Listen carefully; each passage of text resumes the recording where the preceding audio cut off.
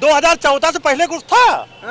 हमको तो लग ही नहीं रहा, क्योंकि बहुत लोग कहते हैं भाई नहीं कुछ है। उनको तो आजादी तो 2014 के बाद ही मिली है, भाजपा वालों को आजादी 2014 के बाद ही मिले हैं। और इससे पहले ना कोई मेट्रो चलता था, ना सड़क थी, ना गाड़ी थी, ना वो अभी तो सब कुछ हुआ 2014 के बाद लाए हैं।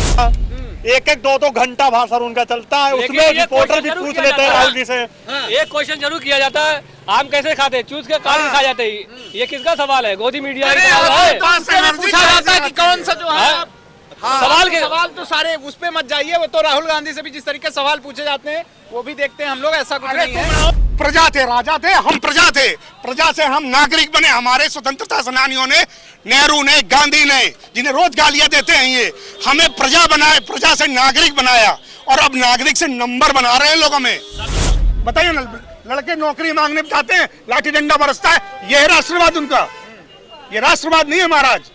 राष्ट्रवाद जब जनता की आवाज नहीं सुन रहे हैं आप, ये शब्द हम राष्ट्रवादी हैं। हिंदुस्तान में किसी नागरिक को वंदे मातरम और राष्ट्रगान से कोई दिक्कत नहीं है। आप चले जाइए कांग्रेस के कार्यालय किसी भी प्रोग्राम में, वहाँ वंदे मातरम गीत गाया जाता है, आज भी गाया जाता है, राष्ट्रगान से पहले गाया जाता है। ये जो वंदे मातरम का प्रकरण है ना, कौन बोल रहा है? सदा नमस्ते वत्सले, पूरे जीवन संघ ने 100 साल में क्या गाया? वंदे मातरम गाया क्या? अरे नहीं, ये सब बोलते हैं बाद में, पहले उनको भी तो बोलते थे आम आदमी पार्टी को, तो बाद में तो इंडिया गठबंधन में आ गए वो। ये सब फालतू बात होती है, कहने के लिए होती है, असलियत में नहीं होता है। बाद में ये लोग तो गठबंधन काहे नहीं किए ये लोग? नहीं किए, कोई प्लानिंग होगी उनकी, लेकिन हिंदू के पाओगे मुस्लिम दबाल तो सबसे ज्यादा भाजपा में है। सर्वे एक बार आप करा लीजिए। अच्छा, क्यों नहीं गिरनी चाहिए? 400 का सिलेंडर 1200 में खरीद रहे हैं, 72 रुपया लीटर तेल आज हम 100 रुपये में ले रहे हैं, 200 रुपया फीस आज हम 2000 में दे रहे हैं। क्या प्राइवेट स्कूल में होगा क्या? अब ये सब चीजें तो सरकारी वो थी ना, सरकारी स्कूल कहाँ रह गए? अब उत्तर प्रदेश में जरूरी है सरकारी स्कूल में ही गाया जाए? क्यों नहीं गाया जाए? क्यों नहीं गाया जाए? गवर्नमेंट की चीज गवर्नमेंट में ही तो गाई जाएगी कि प्राइवेट में जाएगा? वंदे मातरम के 150 साल होने पर प्रधानमंत्री नरेंद्र मोदी ने जो वक्तव्य दिया था कि कांग्रेस की वजह से कुछ लाइनें काट दी गई थी और उस पर पूरे देश भर में वंदे मातरम का गान होना चाहिए, उस पर अब लोगों ने आपत्तियां जतानी चालू कर दी हैं, चाहे वो मुस्लिम धर्मगुरु हों। अभी जो संभल से सांसद हैं शफीकुर रहमान बर्क, उनका भी बयान आया। उन्होंने कहा, चाहे वो हमारे दादाजी रहे हों, उन्होंने विरोध किया था और हम भी इस बात का विरोध करते हैं कि हमारे धार्मिक मामलों में हस्तक्षेप ना किया जाए। मदनी का बयान आता है कि हमें आर्टिकल 19 और आर्टिकल 15 के तहत ये अधिकार मिला हुआ है कि हम अपने धार्मिक मामलों को जारी रखें। उसी पर उत्तर प्रदेश के मुख्यमंत्री का एक फैसला आता है और उस फैसले में उत्तर प्रदेश के हर एक विद्यालय में वंदे मातरम गाने का एक फरमान सुनाया जाता है। इसी के साथ ही साथ एक और बयान आता है कि अब हम देश में दूसरा जिन्ना नहीं पैदा होने देंगे। इस वक्त मैं मौजूद हूं लखनऊ में और लखनऊ की जनता से बातचीत करेंगे कि जो फैसला आया है कितना सही है, कितना गलत है। आपका क्या नाम है सर? अजीत कुमार मौर्य। अजीत जी, एक फैसला आया है, आज ही आया है, योगी आदित्यनाथ का जो मुख्यमंत्री हैं उत्तर प्रदेश के, वो कहते हैं कि अब हर एक स्कूल में वंदे मातरम का गायन होगा, वंदे मातरम अनिवार्य कर दिया गया है। इसके अलावा दूसरा जिन्ना पैदा नहीं होने दिया जाएगा। क्या कहते हैं इस पर? वंदे मातरम जो गाया जाएगा, सरकारी स्कूल बचे ही कहाँ है जो गाया जाएगा? अब क्या प्राइवेट स्कूल में होगा क्या? अब ये सब चीजें तो सरकारी वो थी ना, सरकारी स्कूल कहाँ रह गए? अब उत्तर प्रदेश में जरूरी है सरकारी स्कूल में ही गाया जाए? क्यों नहीं गाया जाए? क्यों नहीं गाया जाए? गवर्नमेंट की चीज गवर्नमेंट में ही तो गाई जाएगी कि प्राइवेट में जाएगा? तो कुछ दिन में आप लोग ये भी कहेंगे कि नौकरी और ये सब करिए मत, योगी जी कहेंगे फिर। मैं आपको समझाऊं, लेकिन जो मुद्दा है हिंदुस्तान में, वो मुद्दे को भटकाया जा रहा है। कौन भटका रहा है? भाजपा के लोग हैं, कुछ इसमें मीडिया वाले भी लगे हुए हैं, लेकिन ऐसा होने वाला नहीं है। 14 नवंबर के बाद बदलाव होगा और इसी साल केंद्र में सरकार गिरेगी। देख लीजिएगा। बड़ा दावा कर रहे हैं केंद्र में सरकार भैया, हम भी लोग टहली रहे हैं। हाँ। केवल भाजपा के ही लोग नहीं है केवल है, हाँ, कांग्रेस भी लोग हैं। अच्छा, क्यों लगता है कि सरकार गिर जाएगी आपको? अच्छा, क्यों नहीं गिरनी चाहिए? 400 का सिलेंडर 1200 में खरीद रहे हैं। 72 रुपया लीटर तेल आज हम 100 रुपये में ले रहे हैं।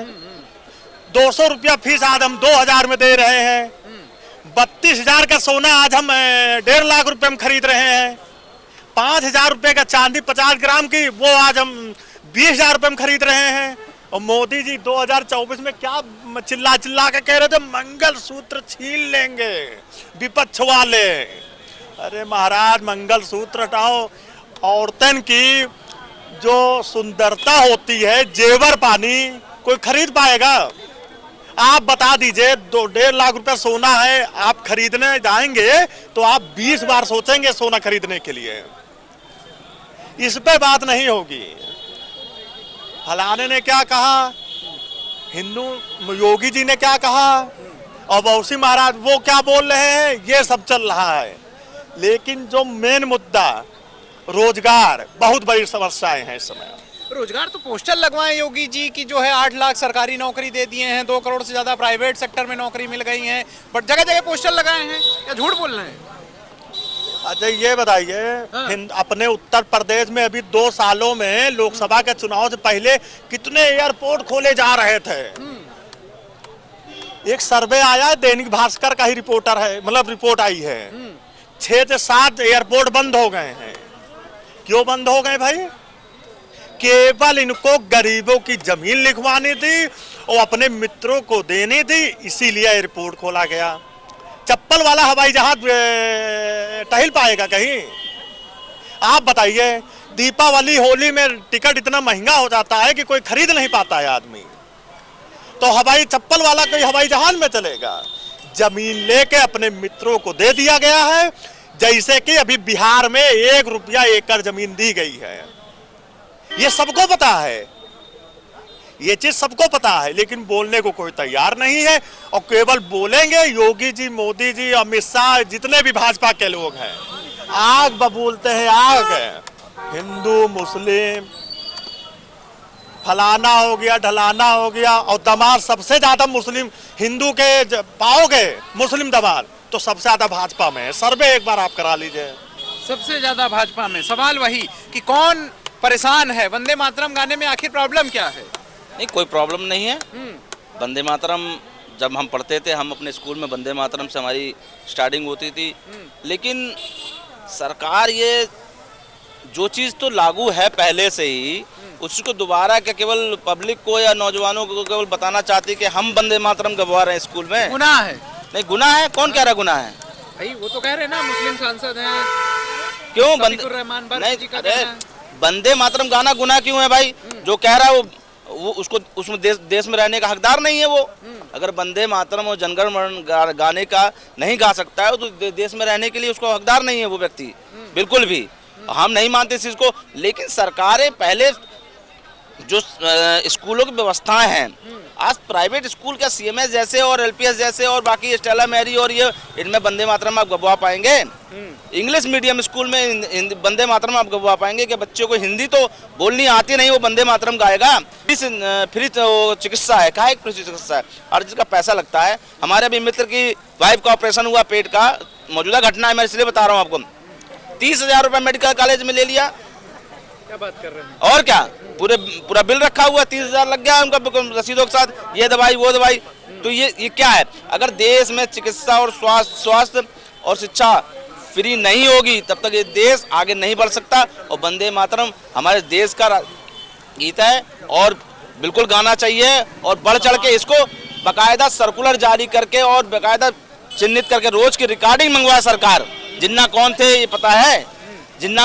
जिन्ना ने भारत की आज़ादी में कितना सहयोग किया है, ठीक है, वो अलग बात है कि पाकिस्तान बनके वो पाकिस्तान के प्रधानमंत्री बनके चले गए, लेकिन वो कोई गवार व्यक्ति नहीं थे, बहुत बड़े पढ़े लिखे विद्वान व्यक्ति थे। अरे क्या बात कर रहे हैं? और क्या, उन्होंने देश का बंटवारा कर दिया? किसने? नहीं, देखिए देश का बंटवारा कैसे हुआ, किन परिस्थितियों में हुआ, ना मैं था। देखिए सुनिए, मैंने कहा किन परिस्थितियों में हुआ, कैसे हुआ, क्या नहीं हुआ, उस चीज पे मत जाइए आप। लेकिन ये दूसरा जिन्ना पैदा करने की जो बात कर रहे हैं योगी आदित्यनाथ जी, ये केवल भड़काने की कोशिश कर रहे हैं देश की पब्लिक को और जनता को। ये जो उनका ठिकाना है ना, जो हिंदुत्व वाले के हम हिंदू राज्य बनाएंगे सनातनी, अरे सनातन का उनको मतलब है पता है सनातन का मतलब क्या होता है? जो सभी धर्मों को लेके चलने वाला व्यक्ति होता है वो सनातन। सनातन हमारे अंदर भी है, सनातन उस मुस्लिम व्यक्ति के अंदर भी, सिख के भी अंदर है। सनातन अंदर होता है आदमी के, ना कि धर्म से होता सनातन। तो सनातन की पहले परिभाषा जान लें कि केवल दिखावा ही करते हैं, दिखावा करना भूल जाइए। केवल ये लोगों को भड़काते हैं हिंदू मुस्लिम। अब ये जो जिन्ना वाली बात की है वो वंदे मातरम, ये क्या है? फालतू के प्रश्न है, फालतू के। आपको करना था आप करते, सर्कुलर जारी करते, सवेरे पेपर में आता, आपको जगजाहिर करने की क्या जरूरत थी? मतलब जो सरकार की तरफ से आदेश जारी हुआ है कि आज से स्कूलों में वंदे मातरम अनिवार्य कर दिया जाएगा, क्या लगता है वाकई में सरकार इसको लेकर के सीरियस है या सिर्फ दिखावा कर रही है जैसा इनका आरोप है? पहली बात तो ये अनकॉन्स्टिट्यूशनल है, क्योंकि हमारा देश जो है धर्मनिरपेक्ष राज्य है और कॉन्स्टिट्यूशन से चलेगा, ठीक है, किसी की मर्जी से नहीं चलेगा। चूंकि बिहार चुनाव ये लोग हार रहे हैं, कल वोटिंग है, तो सोचा कुछ माहौल बनाया जाए, लेकिन माहौल बनेगा नहीं। माहौल बन चुका है गठबंधन के पक्ष में और ओवैसी साहब के पक्ष में। ओवैसी साहब की 20 से 24 सीटें आ रही हैं। ओवैसी साहब के समर्थन से आरजेडी की सरकार बनेगी और तेजस्वी यादव मुख्यमंत्री बनेंगे। ओवैसी साहब के समर्थन से आरजेडी सरकार बन रही है। आरजेडी वाले तो ओवैसी को बीजेपी की भी टीम बोलते हैं। अरे नहीं, ये सब बोलते हैं बाद में, पहले उनको भी तो बोलते थे आम आदमी पार्टी को, तो बाद में तो इंडिया गठबंधन में आ गए। वो ये सब फालतू बात होती है, कहने के लिए होती है, असलियत में नहीं होता है। बाद में ये लोग गठबंधन काहे नहीं किए? लोग नहीं किए, कोई प्लानिंग होगी उनकी, लेकिन अब बाद में करना पड़ेगा उनको। बड़ी बात आप बोल रहे हैं, क्यों नहीं किए? अच्छा, क्यों, क्या लगता है क्यों नहीं किए लोग गठबंधन? कोई प्लानिंग होगी ताकि सब अलग अलग रह के जीत जाए। जैसे तेज प्रताप और तेजस्वी दोनों मिलके इलेक्शन लड़ रहे हैं। तेज प्रताप ने ऐसे कैंडिडेट खड़े करे कि उनके भैया के अपोजिट वाले का वोट काट लेगा, तो भैया का कैंडिडेट निकल जाएगा, ऐसा प्लानिंग बनाया है। मतलब तेज प्रताप भी प्लानिंग में है? हाँ, तेज मिलते प्रताप तो भाजपा के नेताओं से हैं। अरे वो तो सब पब्लिक को गुमराह करने के लिए है, बुद्धू बनाने के लिए। असलियत में सब मिले हुए, और पीके भी इन्हीं से मिले हुए। पीके ने जो कैंडिडेट खड़े करे वो भी बीजेपी का वोट काटने के लिए खड़े करे। ये लोग सब मिले हुए, बाद में ये सब मिलके सरकार बनाएंगे। अच्छा ये बताइए, वंदे मातरम गाना चाहिए कि नहीं गाना चाहिए? नहीं, वंदे मातरम जिसकी मर्जी है वो गाएगा, जिसकी मर्जी है नहीं गाएगा। जबरदस्ती किसी के साथ कुछ भी नहीं हो सकता है। राष्ट्रीय गीत है ना, राष्ट्रीय गीत को गाने में कहाँ धर्मनिरपेक्षता? राष्ट्रीय गीत घोषित कहाँ हुआ है अभी? क्यों घोषित क्यों नहीं है? घोषित होएगा तो देखा जाएगा, अभी तो घोषित नहीं है ना। हाँ, राष्ट्रीय गीत नहीं है वंदे मातरम? नहीं, हमारे राष्ट्रीय गीत है, हमारे देश का है, ठीक है। और देखिए, नहीं देखिए, ऐसा है ना, वो तो हमने क्या कहा, जब मैं पढ़ता था तो हम लोग करते थे। आप इन उलझनों में आप केवल लोगों को ये ना कहिए इनको पता है, इनको नहीं पता है, ठीक है। ये जो वंदे मातरम का प्रकरण है ना, कौन बोल रहा है? सदा नमस्ते वत्सले, पूरे जीवन संघ ने 100 साल में क्या गाया? वंदे मातरम गाया क्या? विरोध किया। सदा नमस्ते वत्सले वाले हैं यार ये। आरएसएस का मुख्य गान क्या है? वंदे मातरम गाया क्या? जो आजादी के 50 साल तक झंडा नहीं फहराए, जो संविधान को नहीं माने, वो अब वंदे मातरम क्यों कह रहे तुम्हें बताऊं? दिक्कत क्या है कि उस वंदे मातरम जो बंकिम चंद्र चट्टोपाध्याय जी ने चटर्जी ने जो लिखा है, उसको जब आप पढ़ेंगे उसे, तो उसमें देवताओं, हिंदू देवताओं का जो कहते हैं कि उल्लेख है। इस वजह से उस कम्युनिटी को इससे दिक्कत थी। हम कह रहे हैं, और ये आप ये मत समझिए कि इसमें उनका राष्ट्रवाद है, ये छद्म राष्ट्रवादी है। इन्हें सिर्फ अब बताइए, वंदे मातरम में भी हिंदू मुसलमान ले आए ना। ये वक्त गुजर गया 50 साल 60 साल पहले, जब हमारे देश ने राष्ट्र गीत उसको बना लिया, गान बना लिया। अब उसको उठाने का मतलब क्या? प्रयोजन सिर्फ हर चीज में जैसे ना दो भाइयों में लड़ाई, जात से लड़ाई, तो अब इन्होंने गाने में भी, गीत में भी, राष्ट्रगान में भी। लेकिन इनका इतिहास ये रहा कि आजादी के खिलाफ, आजादी की लड़ाई में एक संघ का व्यक्ति कभी जेल नहीं गया। बिल्कुल बिल्कुल, जो आप कह रहे हैं आप अपनी जगह सही होंगे। कांग्रेस तो राष्ट्रवादी पार्टी है, कांग्रेस को क्या दिक्कत हो रही है इससे? किसी यार, आपके जो ये सवाल है ना, मीडिया के ये सवाल जबरदस्ती के हैं। आप उनका नैरेटिव लेके घूम रहे हैं। उनका नैरेटिव नहीं, जो वो कह रहे हैं, हम सवाल पूछ रहे हैं आपसे। अरे भाई, सवाल क्या पूछ रहे हैं आप? कांग्रेस ने क्या कहा? राष्ट्रगान नहीं गाओ। सुनिए, आज कभी भी आप चले जाइए कांग्रेस के कार्यालय, किसी भी प्रोग्राम में, वहां वंदे मातरम गीत गाया जाता है। आज भी गाया जाता है, राष्ट्रगान से पहले गाया जाता है। आप लोग उनका नैरेटिव लेके घूम रहे हैं। और ये क्यों है? आप अपने सवाल भूल जाइए। औरंगजेब की कब्र खोद रहे हैं 300 साल पहले, आज पर बात क्यों नहीं हो रही है? क्योंकि आज पे बात होनी नहीं चाहिए, क्योंकि ये पूरे देश की कब्र खोद रहे हैं। तो औरंगजेब की कब्र खोद लेंगे। औरंगजेब की कब्र खोदना, वंदे मातरम को लेकर किस तरह की चीजें करना, क्योंकि आज इस देश का जो बंटाधार है उस पर आप बात क्यों करेंगे? और आप लोग भी निकलते हैं अपना कैमरा लाइट लेकर के, भैया वंदे मातरम बता दो, भैया ये संघ ने कहा ये बता दो। अरे संघ क्या है जी? संघ क्या है बताइए ना? संघ पेपर पर तो दर्ज नहीं है, एक ऐसी संस्था जो पेपर नहीं है जिसके पास। मुख्यमंत्री बोल रहे हैं, प्रदेश के मुख्यमंत्री हैं। अरे वो प्रदेश के, ऐसे ही निकल पड़े। हाँ ऐसे ही निकल पड़े। नहीं ऐसे नहीं, ऐसे निकले आप लोग। कौन सा एहसान करते हैं इस देश पर? गाना चाहिए सबको राष्ट्रगान राष्ट्रगीत।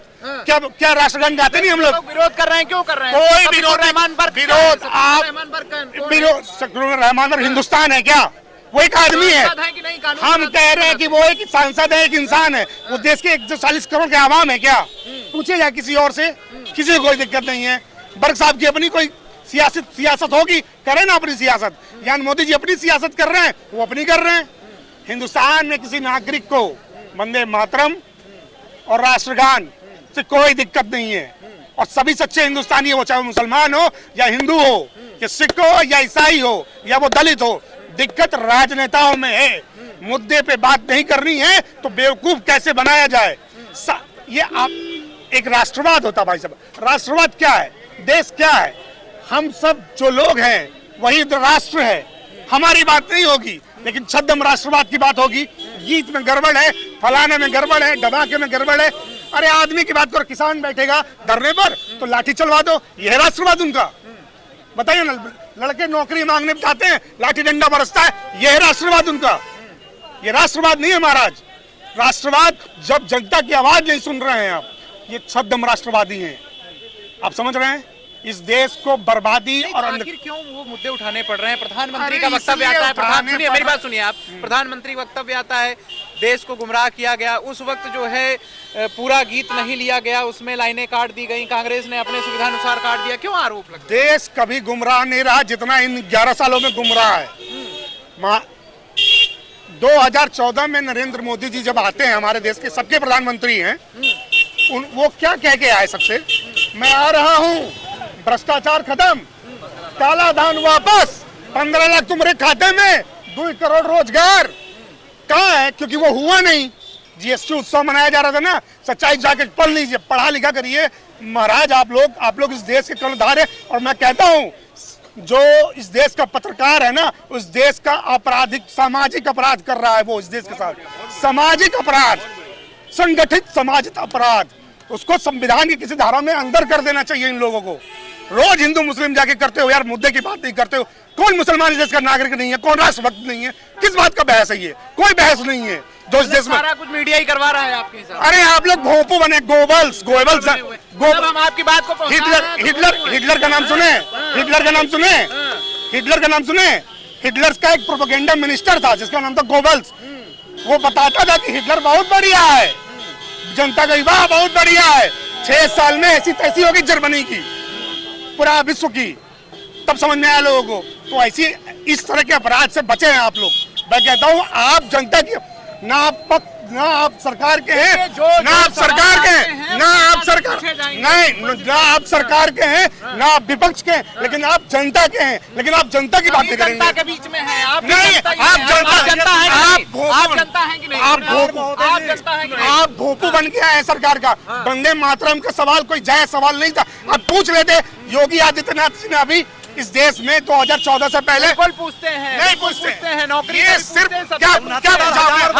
69,000 भर्ती घोटाले में कितनी चर्चा हो रही है?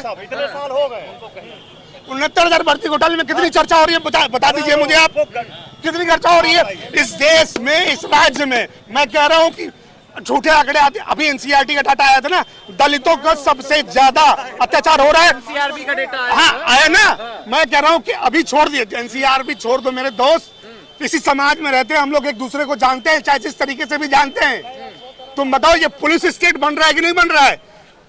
आदमी पकड़ के पुलिस लेके जेल में मर गया वो आदमी, पूछो उसके माँ बाप से। पुलिस स्टेट बना रहे हैं हम यार, पुलिस स्टेट है ये। हम बड़ी मुश्किल से 1000 साल बाद प्रजा थे, राजा थे, हम प्रजा थे। प्रजा से हम नागरिक बने। हमारे स्वतंत्रता सेनानियों ने, नेहरू ने, गांधी ने, जिन्हें रोज गालियां देते हैं ये, हमें प्रजा बनाए, प्रजा से नागरिक बनाया और अब नागरिक से नंबर बना रहे हैं लोग हमें। सब संविदा पर रखते हैं, पुलिस में मतलब क्यों नहीं? अरे सुनिए, पेंशन सारे सांसद विधायक पेंशन पाएंगे, लेकिन एक पुलिस वाला जो अपनी पूरी जिंदगी दे देता है उसको पेंशन नहीं मिलनी चाहिए। एक सेना का जवान जो सेना पे बॉर्डर पे आप इस देश की रक्षा के लिए जान दे देता है। मोदी जी ने हमारा क्या व्यवस्था की, 4 साल की नौकरी करो, घंटा नहीं पेंशन, और एक पार्षद बनेगा उसका पेंशन, पार्षद से विधायक बना उसका भी पेंशन, विधायक से सांसद बना उसका भी पेंशन, मंत्री बना उसका भी पेंशन। चलिए, और जनता सुनिए, जनता से पूछेंगे बिजली बिल नहीं भर रहे हो, एक बात बताओ, नेताजी का बिजली का बिल, फोन का बिल, गाड़ी का बिल, पेट्रोल का बिल, घूमने का बिल, कौन उसमें तो सारी पार्टियां मिल जाती हैं। अरे तो हम कह रहे, अरे यार पार्टी विरोध क्यों करेगी, अब हम करेंगे ना यार, इसीलिए तो मैं कहता हूँ जनता। लेकिन तुम जायज सवाल नहीं पूछोगे तो ये सवाल जिंदगी भर के लिए दफन हो चुके हैं और दफन हो जाएंगे। सवाल पूछ रहे हैं तभी। अरे महाराज आपका सवाल गलत, वंदे मातरम गलत नहीं है। अगर प्रदेश का मुख्यमंत्री सवाल आदेश जारी कर रहा है तो सवाल पूछे। आप ये माइक मेरी तरफ करने की बजाय ये माइक करिए यूं और पूछिए प्रधानमंत्री, कहिए प्रधानमंत्री, नहीं पूछिए आप नहीं बताएंगे सवाल, आपको मौका मिला ना जवाब देने का, आप नहीं बताएंगे सवाल, ठीक है? प्रधानमंत्री पास आए हैं, उनसे पूछने, इनसे पूछिए प्रधानमंत्री जी कब देंगे युवाओं को रोजगार, कई बार पूछा गया, आप देखा आप #भारत न्यूज देखिए, सवाल पूछे जाते हैं। 11 साल में एक भी कोई प्रेस कॉन्फ्रेंस किए हो तो बता दो, राहुल जी के तरह 1-2 घंटा भाषण उनका चलता है, उसमें रिपोर्टर भी पूछ लेते हैं राहुल जी से। एक क्वेश्चन जरूर किया जाता है, आम कैसे खाते, चूस के काट के खा जाते हैं, ये किसका सवाल है? गोदी मीडिया का सवाल है। पूछा जाता है कि कौन सा जो है सवाल तो सारे उस पे मत जाइए, वो तो राहुल गांधी से भी जिस तरीके से सवाल पूछे जाते हैं वो भी देखते हैं हम लोग, ऐसा कुछ नहीं है। तुम राहुल गांधी से 1000 सवाल पूछो, लेकिन पहले नरेंद्र मोदी से सवाल, पहले नरेंद्र मोदी से सवाल, पहले नरेंद्र मोदी जी सवाल करो तो सिर्फ oh my God, oh my God. 2014 पहले आप टीवी नहीं देखते थे, कैसे सवाल पूछे जाते थे? क्या हम 2014 का आसान है? आप नहीं प्रेस कॉन्फ्रेंस एक क्यों नहीं करते? हजार माइक उनको सामने क्यों नहीं लगाते आप लोग? एक माइक लेके इंटरव्यू क्यों करते हैं आप लोग? 2014 से पहले कुछ था क्या भैया यहाँ पर? सुनो दुर्प्रभु, 2014 से पहले कुछ था? हमको तो लग ही नहीं रहा, क्योंकि बहुत लोग कहते हैं भाई नहीं कुछ है। उनको तो आजादी तो 2014 के बाद ही मिली है, भाजपा वालों को आजादी 2014 के बाद ही मिले हैं। और इससे पहले ना कोई मेट्रो चलता था, ना सड़क थी, ना गाड़ी थी, ना वो, अभी तो सब कुछ हुआ 2014 के बाद ही लाए हैं। चलिए बहुत धन्यवाद आप सभी का। सवाल आपने सुने, जनता के जवाब भी सुने, जनता का जवाब जो भी है, क्योंकि जो वंदे मातरम को लेकर के तमाम तरीके के विरोध क्रिएट किए जा रहे हैं, चाहे वो भारतीय जनता पार्टी के नेता हों या फिर विपक्ष के नेता हों, जनता के जवाब भी आपने सुने। आपकी क्या राय है कमेंट करके जरूर बताएं। वीडियो जर्नलिस्ट हरीश के साथ मैं आलोक, #भारत न्यूज लखनऊ।